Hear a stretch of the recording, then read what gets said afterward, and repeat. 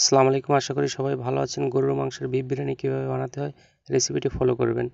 তো ফার্স্টে বেরেস্তার জন্য আমি 2টা পেঁয়াজ নিয়ে নিয়েছি বেরেস্তা বানানোর জন্য।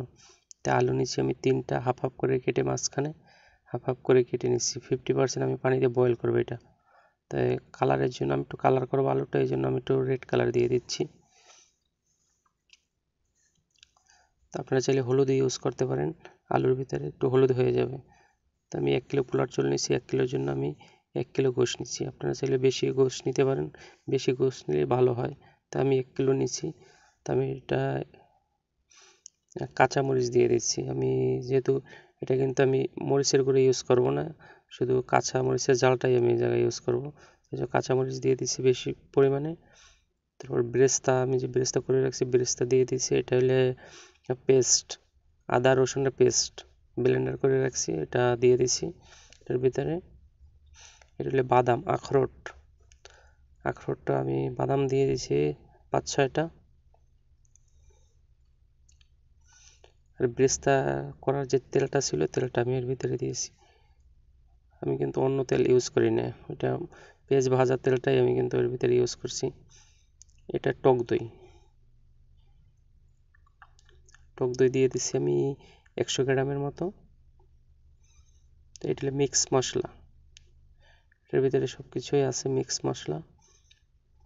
এটা হলো বিফ মশলা দিয়ে দিচ্ছি হালকা পরিমাণ মতো। এটা হলো জিরা পাউডার, ধনিয়া পাউডার দিয়েছি।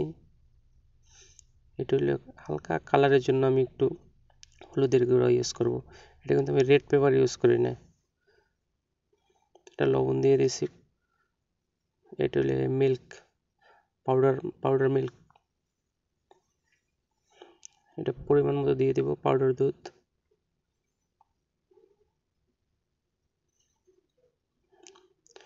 দিয়ে দিলাম পরিমাণ মতো।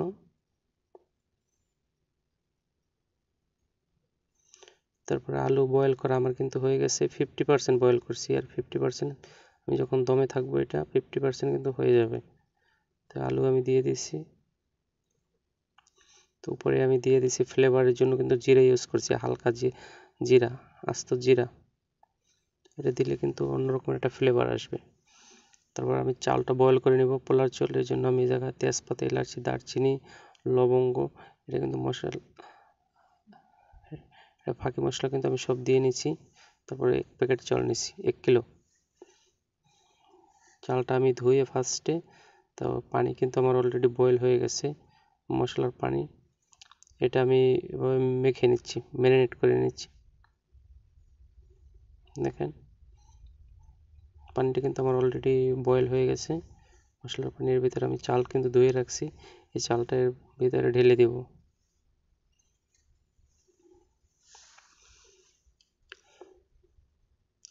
ভিডিওটি যদি অবশ্যই ভালো লাগে লাইক করবেন, কমেন্ট করবেন, শেয়ার করে অন্যকে দেখার সুযোগ করে দিবেন।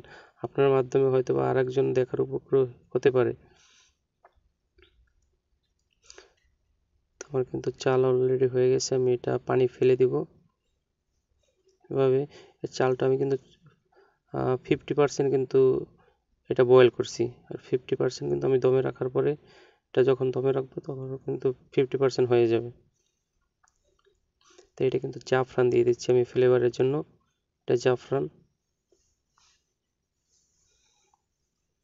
বিরিয়ানিটা কিন্তু অনেক টেস্ট হবে, একবার হলেও বানিয়ে ট্রাই করবেন সেম রেসিপি ফলো করে। উপরে আমি কিশমিশ দিয়ে দিছি হালকা। তারপরে বেরেস্তা করে যে পেঁয়াজ রাখছি এটা দিয়ে দিছি। এটা কিন্তু বিরিয়ানি মশলা, বিফ বিরিয়ানি মশলা, এটা আমি শুধু উপরে দিয়ে দেবো। এটা গোশের সাথে দেই না, তাহলে ফ্লেভারটা কিন্তু চলে যাবে, ফ্লেভারটা আমি পাবো না, এই জন্য আমি এটা উপরে ইউজ করছি হালকা পরিমাণ মতো, উপরে দিয়ে দিচ্ছি।